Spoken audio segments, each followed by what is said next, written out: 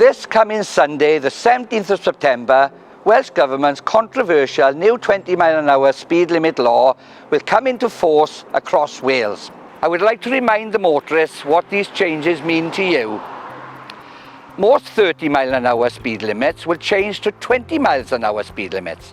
So when you see street lights like the road behind me, assume that the speed limit is going to be 20 miles per hour, unless you see signs that say otherwise.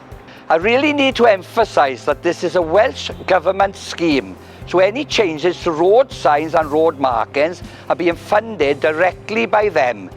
It will not be a burden on the council's budget or council taxpayer across Neath Port Talbot. There is clearly a difference of opinion across Wales with the rolling out of this scheme.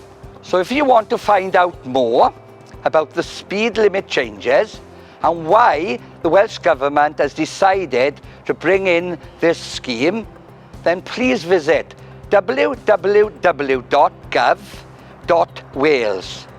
Thank you for listening.